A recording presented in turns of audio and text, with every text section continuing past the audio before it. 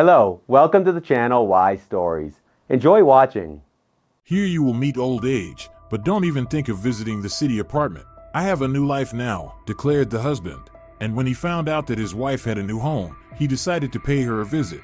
We welcome you to the channel and invite you to watch a video with our new original story. Carlos stretched his whole body expressively, inhaled noisily, and closed his eyes with a smile, as if in delight.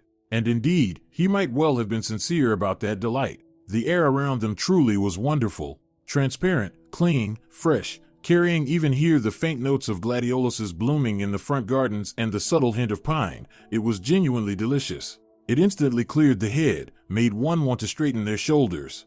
And after pleasing the sense of smell, one could open their eyes and take in another kind of pleasure, this time visual. Before them, stretching far into the distance to the very horizon, as far as the eye could see, lay an endless expanse cut through with the soft, blurred outlines of hills and the narrow cracks of ravines, which from this height looked like thin threads. Even the massive pylons of the power lines, from here, didn't seem like ugly metal structures but like fantastic creatures that had spread their limbs and frozen in place.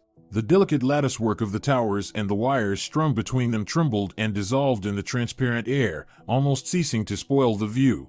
But the wide ribbon of the river, shimmering in every shade of blue from inky depths in the whirlpools to azure shallows on the sandy banks, only adorned the panorama. In fact, the river was the main star and the central figure of this marvelous natural performance. In its seemingly motionless expanse of deep blue, one could see the reflections of bright clouds lit by the evening sun, trees leaning over the water, risking collapse from the steep banks that the current tirelessly eroded from below, and the sun itself, breaking apart on the water's surface into a myriad of glints, changing the river's color before their eyes to a silvery golden gray. "How wonderful it is," said Carlos. And Ines, standing beside him, nodded in sincere agreement. She had always loved both this very spot where they stood and the whole region so beautiful and free. The village behind them nestled picturesquely on a small plateau between the river valley, which they now admired, and the mighty pine forest rising like a dark, solemn wall beyond the last houses and fences, as if to limit the people and tell them, "Stop right there, little humans. Enough, you've already taken too much. What you've built may stay, but no step further." And the village, as though obeying the forest spirits, really had stopped, turning its windows and front gardens toward the river's bright expanse. Of course, the real reason human buildings had long ceased to spread was not fear of nature but something else. The people living here, and passing on new generations of residents, had become fewer and fewer. People left, abandoning their homes, and the houses, unable to live without humans, began to die. Here and there, behind sagging fences, sunken roofs poked out of weeds, overgrown with grass and sometimes even young trees, while dark adobe walls gazed sadly at the people who betrayed them through the holes of empty windows. And yet the village continued to live. Its only road sent up dust, its flower beds bloomed, its orchards and gardens stayed green, smoke spiraled into the sky, and it buzzed with the noise of saws and fashionable lawnmowers, the hum of engines, the crowing of roosters, the barking of dogs. And it also spoke, laughed, sang, swore, and cried with the voices of its residents and visitors. There were plenty of the latter too. The land was rich in wildlife, mushrooms, berries, and other treasures for foragers of all kinds. Ines herself had never been much into fishing, or gathering mushrooms, or least of all that most exotic pastime for a woman, hunting. She simply never had the time for it, though once or twice, long ago, she had tried to invite herself along on Carlos's countryside trips. But here, in this remarkable place, she had visited many times, usually briefly, rarely for more than a night. And still she always managed to fully breathe in the extraordinary local air, so strong it could make a city dweller's head spin at first, to enjoy the silence and darkness settling over the village, and with the night, to feel the cool peace of the pine forest especially soothing in the summer heat. And here lived a wonderful woman, whose company was just as refreshing and invigorating for Ines as the local nature itself. This woman's name was Consuela. She was Carlos's mother and thus Ines's mother-in-law, or rather, ex-mother-in-law, considering the recent events in their lives. Carlos, in fact, had grown up in this village. Back in his childhood, many more people lived here. There had been a school, a medical outpost, a repair shop, a coffee plantation, and on the outskirts, a large farm breeding cattle for the meat industry. Almost half a century had passed since then, and everything had changed. The village had lost its people, the plantation was abandoned and sold to a large corporation, the farm had long been closed, and the school had been merged with a neighboring one on the day when, suddenly, there were fewer students than teachers.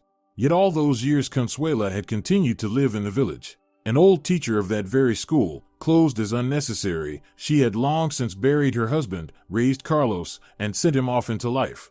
And every day she waited for her son to return home, even knowing full well that he couldn't come, waiting simply because she was a mother and he her only child, and she could live no other way. And the fact that Carlos, having broken away from his native place, came back less and less often, and stayed for shorter visits, only made every meeting with him more precious, and the waiting more poignant.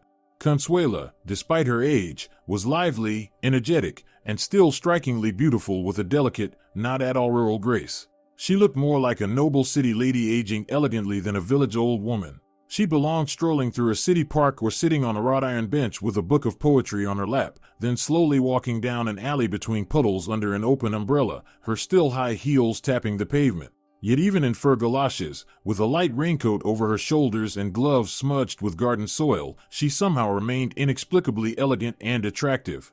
And though Ines had known this woman for more than a quarter of a century, she had never been able to unravel her secret. Consuela had a slender, lean figure and a straight back. Her thick, completely gray hair she never hid or twisted into a careless knot, as most elderly women did, but cut short so that it lay freely, brushing her shoulders, making her look astonishingly young. From afar, she seemed like a girl who, for some reason, had decided to play at being a 70-year-old woman. And Consuela also had large, radiant eyes, which she still coquettishly outlined with thin strokes of eyeliner even if there was no one to admire her but the cat, and lips with corners habitually lifted in a smile. Yes, Consuela almost always smiled lightly and brightly, even if in the mirror the only smile she received in return was her own. Like all normal daughters-in-law, Ines was terribly afraid of meeting Carlos's mother. Having heard plenty of tales, jokes, and other gems of folklore about the unbearable life of poor girls under the yoke of their mothers-in-law, she expected the worst, up to and including Carlos being forbidden by his mother to marry such a clumsy girl as she, Ines. She was always very critical of herself, and as for her merits as a homemaker, she was even afraid to think about them. How could one think of something that simply didn't exist? But when she came to meet Consuela, instead of a haughty monster brimming with indignation and contempt, she suddenly saw a petite, beautiful woman looking at her with a smile. Ines stared at her for a long time, nervously, trying to understand the meaning of that smile. What was it? Sarcasm? Irony? Yet somehow she couldn't shake the impression that there was nothing bad hidden in Carlos's mother's expression. The woman was simply smiling kindly, and, most striking of all, sincerely. She's pretending, trying to lull me into a false sense of security, thoughts raced through Ines's mind. Unwilling to part so easily with the image she had formed of a ruthless destroyer of unworthy brides for her precious son. Inesita, come along, let me give you some tea with chamomile and a little something else before you faint from nerves, said the monster, touching her hand with a dry, warm palm. And immediately everything became easy and simple. Soon she was sitting in a house that, inside, resembled Ines's idea of a peasant hut no more than its mistress resembled a village woman. Of course, it had everything a country house should have: a big stove, a fluffy cat purring so loudly it drowned out the refrigerator, adobe walls, and a low doorway into which Ines promptly banged her forehead. Well, my dear, you should have bowed, Consuela smiled, pressing a towel-wrapped piece of ice to her guest's brow. You mean bent down? Ines clarified. No, bowed, the woman shook her head. This is an old house, with character and traditions, and it demands respect from its inhabitants. She smiled, seeing Ines's puzzled face. Why do you think, in the old days, doorways were made so low? So that a guest entering would have to lower his head in a bow, thereby showing respect to the hosts. Mama! Carlos burst into the house, cutting into the conversation. Stop overwhelming Ines, she's already half dead with nerves. Don't be jealous, she shot back, now addressing her future daughter-in-law. I've got plenty more stories. I run a folklore club at the school, you'll see. I can keep you up all night with tales. And doorways were made low and narrow simply so the warmth would last longer in the houses. Oh, my realist. Consuela laughed. And Ines caught herself thinking that Carlos's mother's version, so beautiful, so meaningful, was far more appealing to her. Just as she liked this house, so much like its mistress. There was very little furniture here, a sofa, a huge bookcase taking up an entire wall, and a large round table in the middle of the room, covered with a lacy white tablecloth. What there was a lot of were books and flowers, and at first glance it was even hard to tell which the hostess loved more, reading or cultivating plants of extraordinary beauty. From then on, Ines and Carlos regularly came to visit Consuela. They ate delicious food, drank marvelous cherry compote, walked in the forest, swam in the river, and saw the sun off as it slowly sank beyond the horizon. And afterward, Ines would talk with her mother-in-law, marveling at her calm, quiet voice. "It's amazing your mother worked as a teacher all her life. Surely no one ever listened to her," Ines would say in wonder. "Oh, they listened, all right," Carlos chuckled. "You're lucky you weren't her student. Imagine she never had to shout. On the contrary, that whisper of hers could really make your hair stand on end." Carlos began to laugh. "I remember, in the village parents used to joke that if your kid was acting up, you should take him to Consuela for preventive talk. She'd whisper him into obedience." At first, they went to Consuela often, almost every weekend, then less and less each year, until in the past couple of years not at all. Perhaps that was why, on this visit, it was so striking how much Consuela had declined. Ines noticed it with fear and shame and quickly hid her alarm deep inside. But the compote was still just as delicious. The old apple tree still bent to the ground under the weight of its exhausted branches, and in the house the clocks ticked softly as before, their sound seeming to hide among the books, nestle in the glossy leaves of tropical plants, and sink into the fur of the enormous fluffy cat. "Yes, it's wonderful," Carlos said again, too loudly, too cheerfully to sound natural, jerking Ines out of her warm, pleasant reflections on the past. "I'd forgotten how beautiful it is here. And the air. The air. Oh look, they've put a bench over by the cliff. Well, finally one of the locals got off their hands and did something nice. Now you can sit here in the evenings and enjoy the sunset over the river. Magnificent. And the forest, did you know, they say this year the mushrooms are simply everywhere. And by the way, in the next village they've opened a proper store. Has everything. Maybe soon someone here will get around to trading too. And I've heard it's certain next year they'll bring gas here. You can forget about the stove altogether. Can you imagine how house prices will shoot up? All the hunters and summer folks will be flocking here." Carlos went on about the local beauty and recent improvements as if she were seeing it all for the very first time, just getting acquainted with the sights. Right now, he resembled either a tour guide or a realtor, enthusiastically listing the advantages of a potential purchase.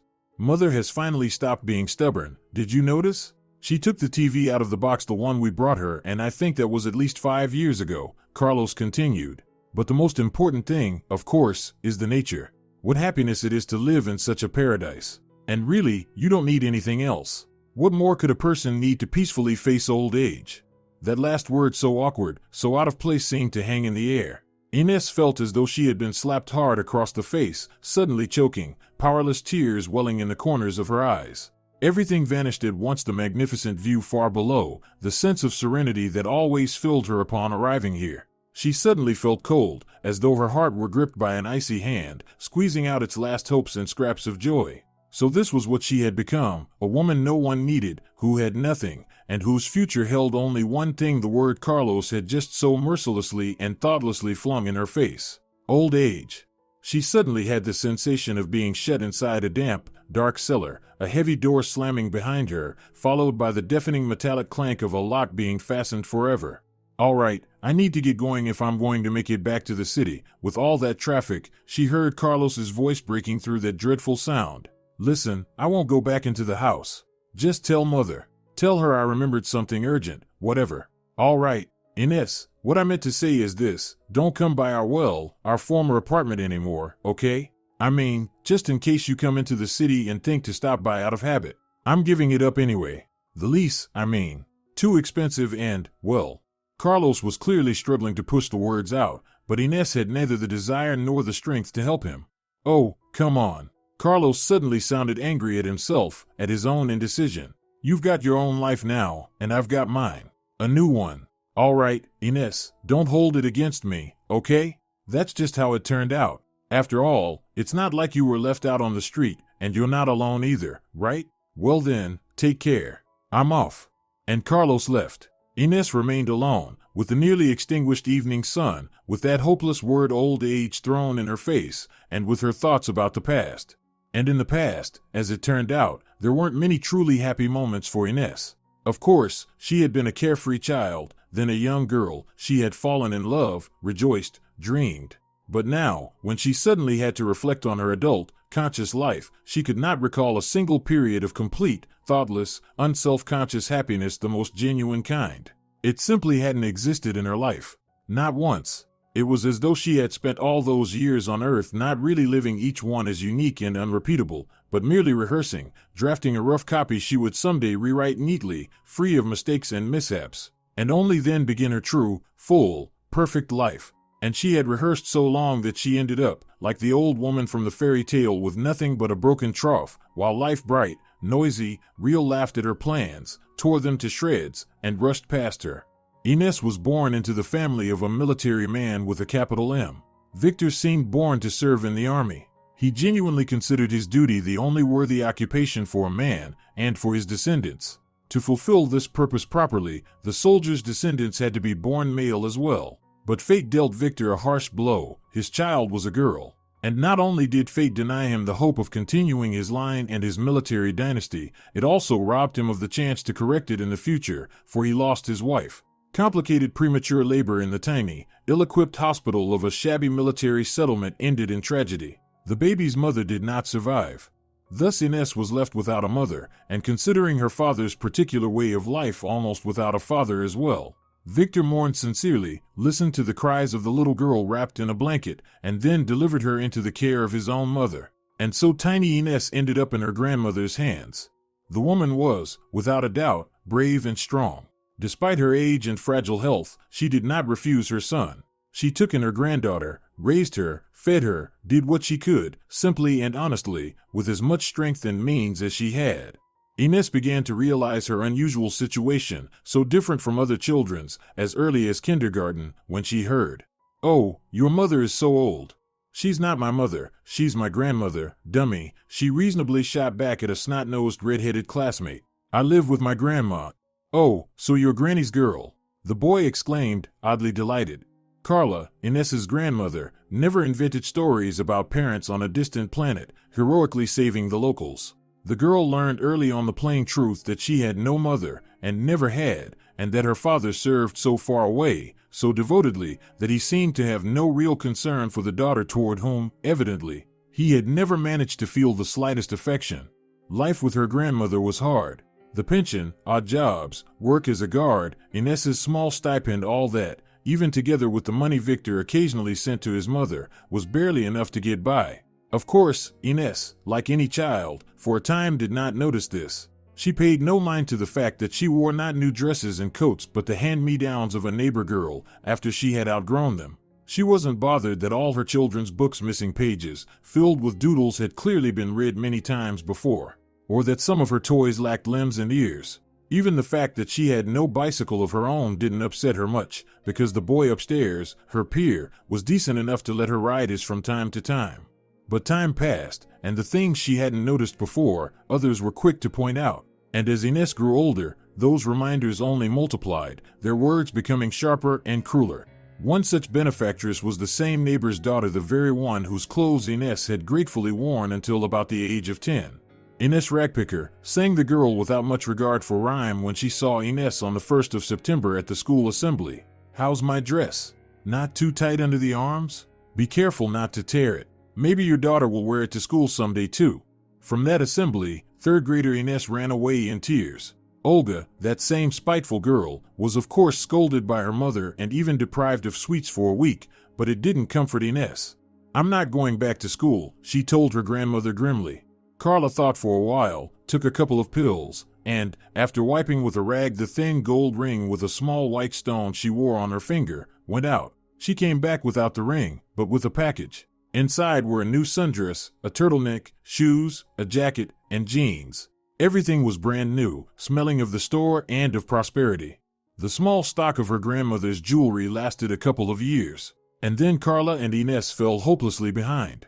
How could they possibly keep up with the new models of phones and watches, with the fashion for floor-length puffer coats and shiny platform boots? Ines once again became an outcast. Even her fairly good grades, her drawing skills, and her ability to outrun everyone on the school track didn't help much. Her grandmother's oft-repeated saying that people judge you by your clothes when you arrive, but by your mind when you leave offered little comfort. In short, She simply dragged herself through school, though Carla, with almost superhuman effort, managed now and then to give her granddaughter brief flashes of light in an otherwise gray life.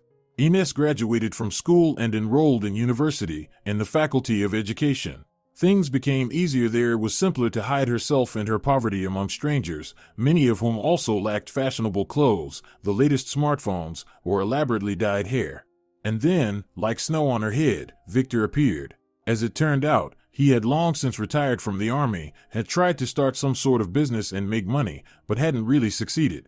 "I'm not going to tell you how to live, it's too late and pointless," Carla told her son. "You were never a real father and never will be, but at least now she won't be left all alone in this world. Don't hurt her, you hear me? It can't get any worse than this." Victor didn't understand what she meant then. But a few months later, his mother's cryptic words explained themselves. Carla died quietly and peacefully, simply not waking up one morning. It was as if she had released the spring inside her that had kept her taut for so many years for the sake of her granddaughter, and once relaxed, she could never wind herself up again. Ines had never had a mother, but now she suddenly felt the pain of losing one, many years later, as she stood at the grave of the woman who had, in truth, been her mother all her life. "All right, Ines, I've wronged you," Victor said after the funeral. "I know it can't be pleasant for you to see me. We're strangers. I understand that. I don't want to be in your way. So live however you need to." And so Ines suddenly leapt forward several notches on the ladder of respectability. She found herself the owner of her own apartment, and she soon felt the advantages of that position in full. "Hey, excuse me, wait, you're Ines, aren't you?" she suddenly heard behind her. A young man was catching up with her. Tall, fair-haired, with attentive gray eyes and, she had to admit, rather handsome. "Me?" she asked, astonished. "You." The young man laughed suddenly, in a way that was light, cheerful, and genuine. "You don't live in a rented room, do you? I've seen you a few times going to the bus stop in the evenings, instead of walking with the others toward the private houses with rented rooms." He kept looking at her with a gaze so unusual that it sent goosebumps down her spine. And for some reason, she suddenly wished he would say her name again. "Me?" Ines repeated, cursing herself for her awkwardness. "Of course you're in education, right? Just don't answer with another me," he smirked. "You study in the Faculty of Education?" "Me?" Ines blurted out again, as expected, and instantly turned crimson. The young man looked at her closely, then burst into laughter. "If you tell me now you're a philology student, I'll just die laughing. But first, come on, say your trademark me again." And that was how Ines met Carlos, if that odd half-conversation could be called a meeting at all. Carlos would later tell for many years how Ines practically talked him into a daze at their first encounter, and he always laughed heartily about it.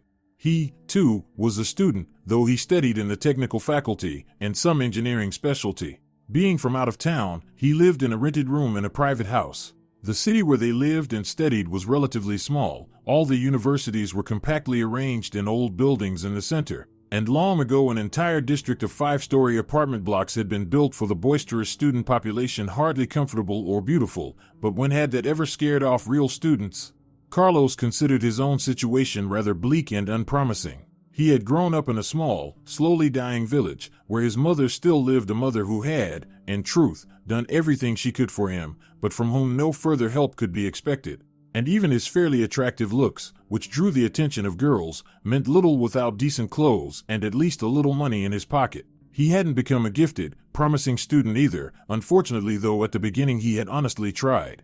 But studying was frankly boring, and above all, hard. Year after year, he scraped through exams, moved from one course to the next, all the while gloomily thinking about how he would graduate and then go off with his mechanical engineering degree to work in some factory or motor depot. And graduation meant being thrown out of his rented room, which meant finding another place, paying rent, and handing over most of the money he'd earned.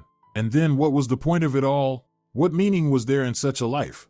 Carlos was not afraid of work after all. He had grown up in the countryside. According to his mother, he had always been the head of their tiny family and really did many things city boys with soft hands couldn't even dream of. During his studies, he regularly took odd jobs where no special skills or qualifications were required. But he dreamed of something entirely different, a normal life, one where he didn't have to count every penny, where he could pay for dinner in an expensive restaurant with dignity in the company of a beautiful woman, and then take her home or back to his place. In short, to drive away with her in his own powerful car, gleaming with black lacquer. He dreamed of getting on a plane and flying to a seaside or ski resort, or stopping by on the way home from work to buy a bottle of fine whiskey, and then sitting with a glass of that truly masculine drink in front of a large television.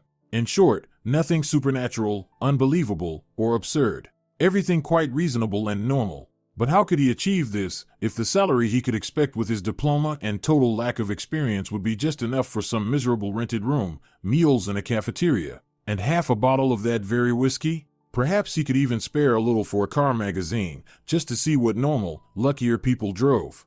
Carlos spent a lot of time in such gloomy reflections. The deadline to leave his rented room was approaching inexorably, and he needed to do something, or else return to his mother in his native village.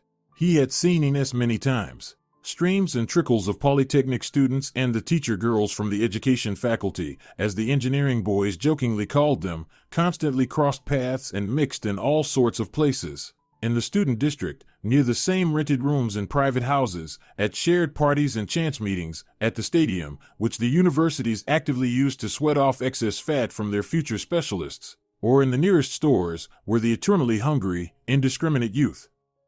Stocked up on instant noodles, chocolate, chips, and other less than healthy food. As part of this endless movement, Carlos had a couple of times picked out with his eyes a tall, slender girl with a long ponytail of dark hair. She was quite pretty, but nothing to lose sleep over. Just one among many. Life brought them closer when they were already in their final year. Carlos and an old friend were sitting on a bench outside a house where several female students rented rooms, discussing their evening plans. Suddenly the door slammed, and a tall, slender figure darted out, moving quickly forward while rummaging through her bag, and stepped squarely on the foot of Carlos, who was lounging on the bench. "Oh, I'm sorry," the girl squeaked nervously, then vanished into the twilight. "Cow," Carlos muttered without malice. "Wandering around in the dark, what's she doing out so late?" "She's not afraid," his friend said authoritatively. He knew everything about everyone in the area. "That's Ines from the education faculty. She's local. I mean from the city. Why rent a room when she's got her own apartment?" "Oh," Carlos raised his eyebrows. "Well, that explains it." From that moment, the girl Ines interested him much more. At the next opportunity, he looked at her more closely. She turned out to be a perfectly suitable option. A simple but pleasant face, naive brown eyes, a high, clear forehead. Her hair was really beautiful, no denying it, thick, shiny, the kind you wanted to run your hand through, let the strands slip through your fingers. She dressed simply, of course. No flair, no style. But she was slender, long-legged, graceful, and altogether had an excellent figure. No wonder, as it turned out, she won all the intercollegiate running competitions. But most importantly, Ines had her own apartment, and that outweighed all the other arguments for and against. They met and began dating. And soon Carlos was convinced that Ines was the ideal option for him, at least for the coming years. She was sweet, kind, and trusting, unspoiled by parents, whom, as he discovered, she practically didn't have, unspoiled by time or circumstance. And what's more, she seemed genuinely in love with Carlos. He felt this love and was sincerely grateful for it. At the very least, he had never felt as good and at peace as he did with Ines, except perhaps as a child with his mother. Did he love Ines himself? A difficult question. He certainly wanted to come back quickly after just a few hours apart, to see her, to hear her calm, even voice, to laugh with her over some incident or joke. He liked how Ines cooked, especially her hearty homemade soups, which after 5 years of student bachelor food, sometimes hardly worthy of the name food, were a blessing for both stomach and soul. He enjoyed putting on in the morning not a wrinkled t-shirt that smelled of yesterday or the day before, but a fresh, carefully ironed shirt waiting for him on a hanger in the wardrobe. And Ines herself truly appealed to him, attracted him. He loved holding her hand while watching TV, touching her hair, which indeed felt incredibly smooth, silky, and cool to the touch. Was that love? Or simply the desire to live comfortably next to an attractive girl? Carlos often wondered about this and could never answer whether he really loved Ines. He always imagined that love for a woman was something else when you were consumed by passion, ready to do anything for her, and receive in return the same overwhelming surge of feelings and emotions. And Ines? Well, with Ines, things were simply good. But for now, that suited him perfectly. So why not get married, if that's the case? After all, she was an ideal candidate for marriage. No one around to interfere in his life or make claims on Ines and her apartment. He proposed to Ines, and they got married. though got married might be too grand a word for their case. They simply marked the occasion with dinner together in a restaurant. Ines, honestly, why do we need a big wedding? I've never understood those silly traditions. What's the point of days of drinking in the company of people you barely know? Or driving around town in ridiculously decorated cars, those awkward photo shoots? In my opinion, later on it's either funny or embarrassing to look at those wedding pictures. I don't need any of that, Ines nodded, pushing aside her thoughts of a cheerful, noisy celebration where everyone would suddenly see how beautiful and happy she really was. And you don't need it either. And to go into debt for all of this? I just can't wrap my head around it. I'm not stingy or anything, but it's ridiculous to watch people take out loans for weddings and then get divorced before they've even managed to pay them off. I mean, isn't it laughable? You'll laugh yourself sick, Ines chuckled. And the dress. A wedding dress. Do you want some silly gown for thousands that you'll wear once in your life and then it'll rot in a suitcase for years? No, I don't, Ines agreed. And anyway, things worth celebrating are what really matter. Like decades together, or at least 5 years, when there's actually something to celebrate. Once we reach a respectable milestone, then we'll throw a real party. Right, Ines smiled. So, it's settled. Let's get a proper sofa instead. That'll be much more useful for family life, don't you think? Carlos asked. Of course, much better, Ines agreed. What do you mean, are you really skipping the wedding altogether? Ines's university friend Carolina scolded her in outrage. You've got to be kidding me. And whose idea was that, you or Carlos's? We decided it together. We make all decisions together, Ines said firmly, with conviction, and at that moment she herself fully believed what she was telling her friend. They signed the papers and went to Carlos's mother's for a honeymoon, though, more accurately, it was only a week. Still, Ines, who had never been spoiled by life, was perfectly content. The river instead of the ocean, a meadow fragrant with herbs instead of a white sand beach, an old sprawling apple tree in the yard instead of palm trees, and even the little room with one wall replaced by the whitewashed side of a huge stove instead of a suite in a 5-star hotel. The most important thing was that Carlos, the man she loved, was beside her. And then the years began to roll by. They worked, ate, slept, watched TV, and accumulated emptiness. Ines, I went to see my doctor today. Well, darling, it turns out I'll never be able to. I mean, I'm infertile completely, hopelessly. And you wanted a child so much. You'll leave me now, won't you? Oh, Carlosito, my dear. My God, no, of course not. How could you even think that? I love you.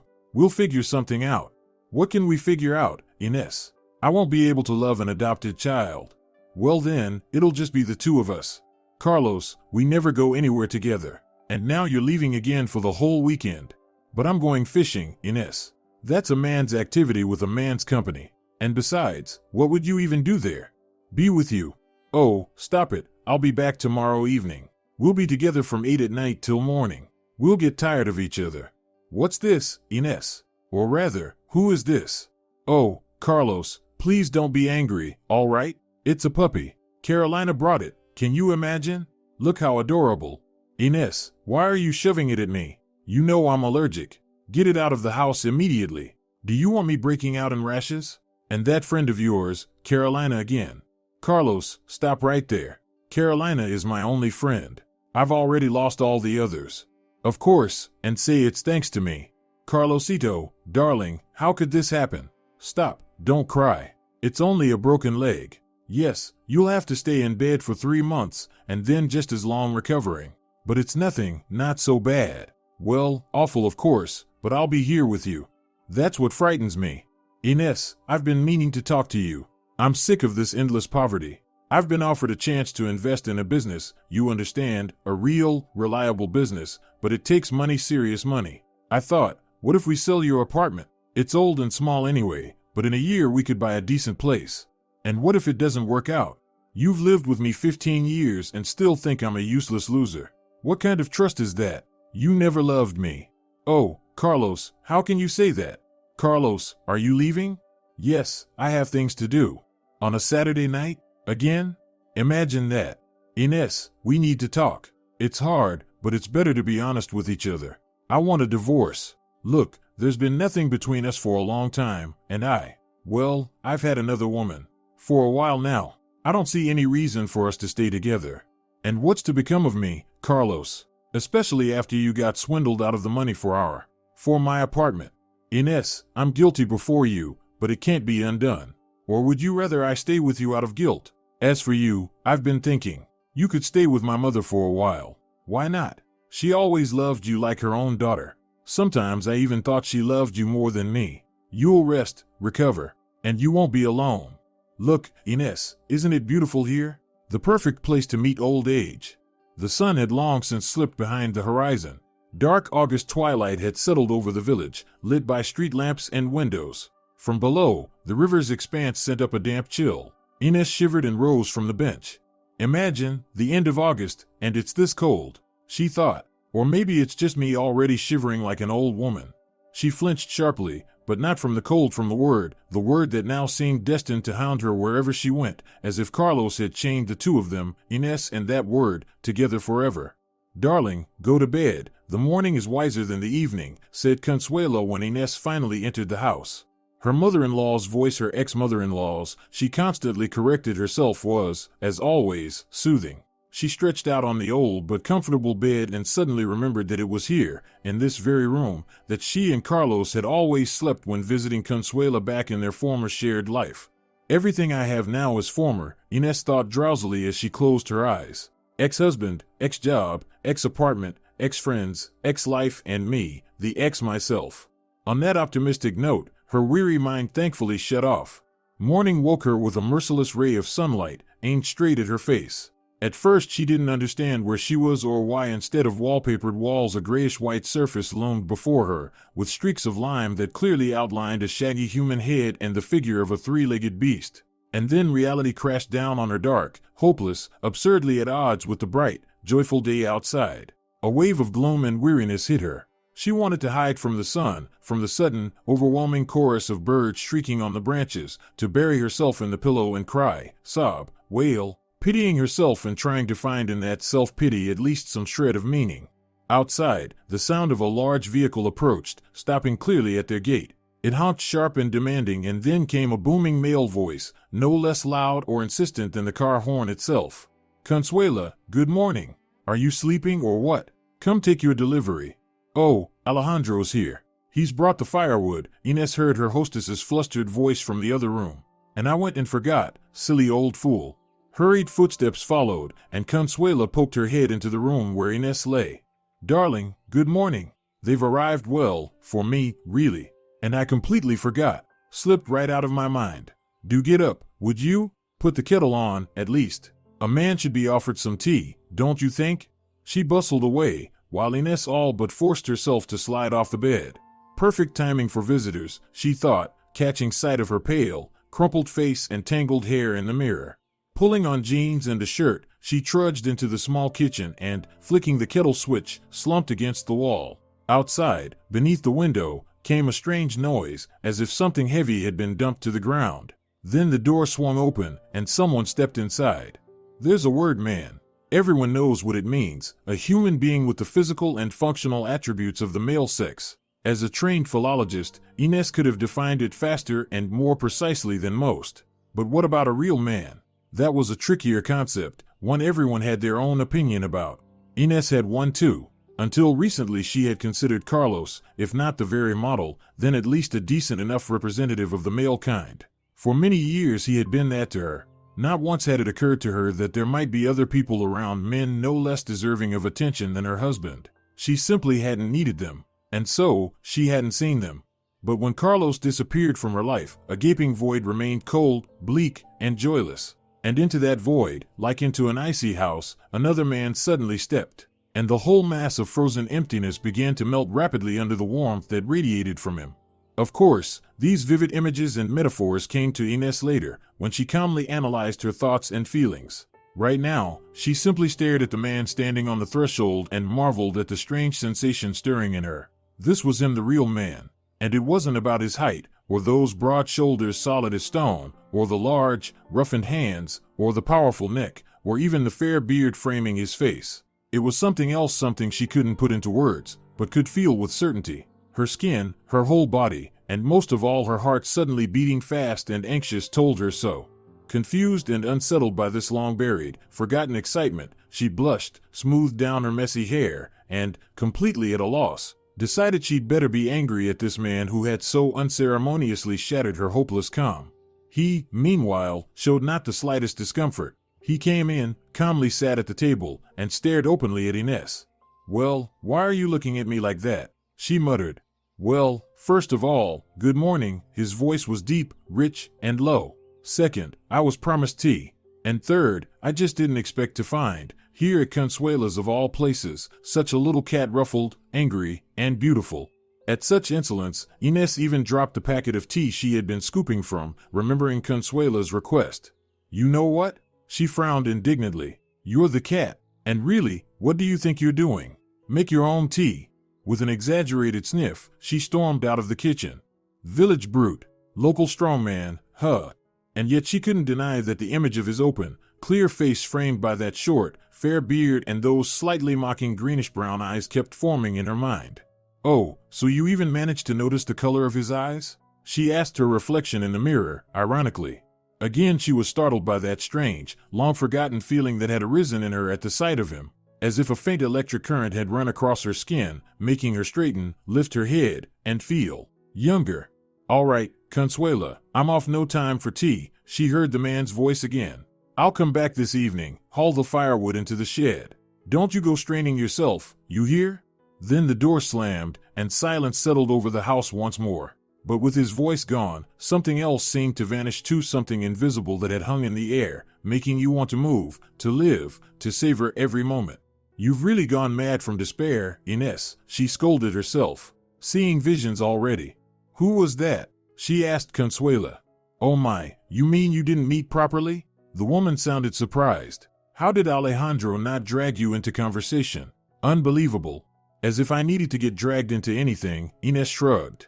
"Especially with such a boor." "What are you saying, dear?" Consuelo was shocked. "Alejandro, a boor? He's a wonderful man, smart, hard-working, decent, honest. And how much he's helped me. Without him I'd have frozen long ago, or been buried under my collapsed roof. And handsome too, our Alejandro. You can't deny that." Consuela suddenly giggled girlishly and winked at Ines. For the second time that day, Ines dropped the wretched packet of tea leaves. "Well, really, Consuela," Ines muttered, gathering up the scattered leaves. "What? The whole village is quietly swooning over Alejandro. Why should I be any worse? But seriously, dear, it's a blessing he came to live here. I don't know what it's like for him, but for us it's been nothing but joy."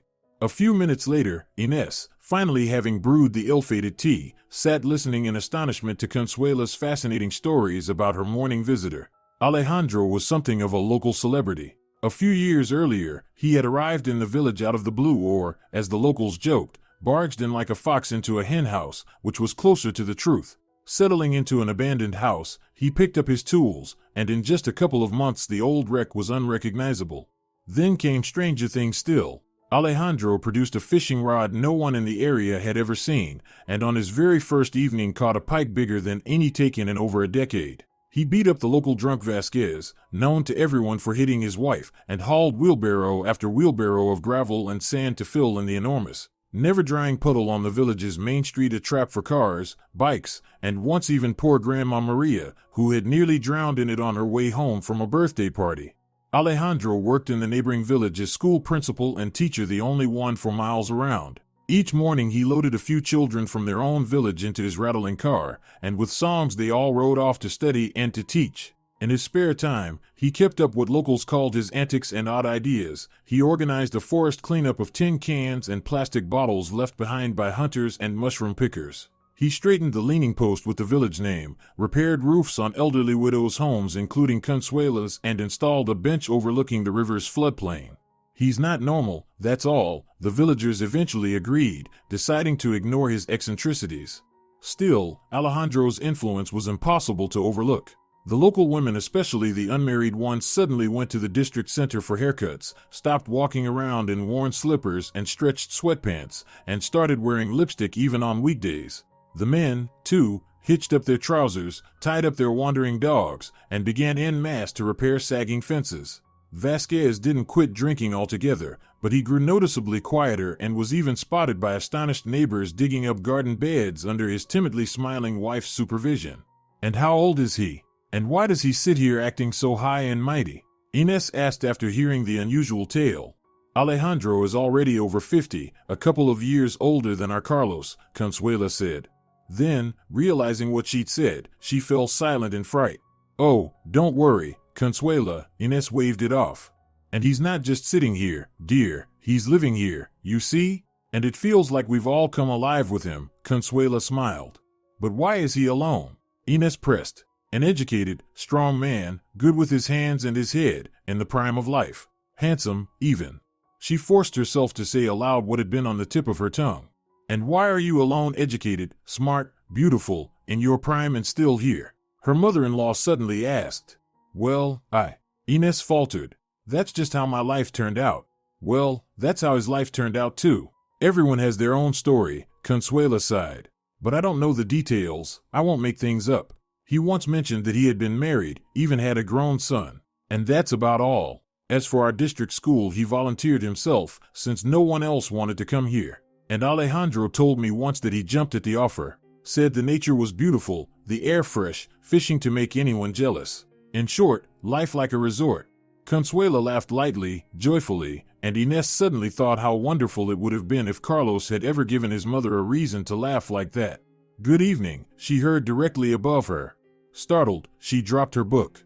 Looking up, she found herself buried in a huge, cloud-like bouquet of wild daisies, dotted with bright red, blue, and yellow blossoms. Oh, how lovely! Burst from her lips before she could stop herself. Then she hurried to frown sternly, for behind the fragrant, colorful armful smiled the face of the morning's insolent man. Still, despite all she had learned about him from Consuela, his behavior was outrageous. He seemed to think so too, because he sighed and said, Our first meeting didn't go too well. Let's try again. My name is Alejandro, and you're Ines, I know that much. I take back what I said about the ruffled kitten, and the angry part too, if you like. But the beautiful, forgive me, I can't take that back. Because it's true. Anyway, I'll go unload the firewood. And by the way, I wouldn't mind some help. And not just with the firewood. You, dear lady, sit here with your teacher's diploma, reading your little books and feeling sorry for yourself, while I'm splitting myself between 4 teaching loads at school. Math, computer science, geography, and PE.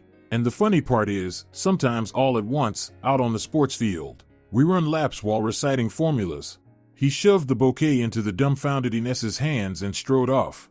She had received flowers from Carlos on birthdays and the first years of their marriage, even on their wedding anniversaries. Later, that date had faded into routine, lost its meaning, no longer worthy of gifts or even mention. There was still March 8th, when he gave her the obligatory cheap bouquet from the nearest supermarket. But never in her life had she stood like this, with her arms full of flowers, her shoulders sinking under their damp weight. She buried her face in the fragrant riot of colors, inhaled deeply, sneezed loudly from the pollen, and laughed. Well then, beautiful and in your prime. She smirked at her reflection in the mirror. Go help with the firewood, and with more than just firewood. Enough of sitting here feeling sorry for yourself, poor wretch. And so she learned to fish, to pick mushrooms, to pull burrs from a dog's ears, to make compotes, to tramp in rubber boots, to drive a car, to stoke a stove, to sing songs, to drink homemade liquor, and much else she had never even imagined before. But most important of all, Alejandro taught her to be happy. A couple of years passed. Along a noisy city street, a plump, rosy-faced man hurried along, glancing at his watch, when he suddenly stopped short, turned, and hesitantly tapped the shoulder of someone standing at a crosswalk. Carlos, is that you? He stared in astonishment at a pale, unshaven, shabbily dressed figure. Well, what a meeting. But what happened to you? Are you sick? All right, sorry. Don't you recognize me? I'm Antonio. Anton Vargas. What, you expect me to throw myself at your neck? Carlos awkwardly shook his old friend's hand.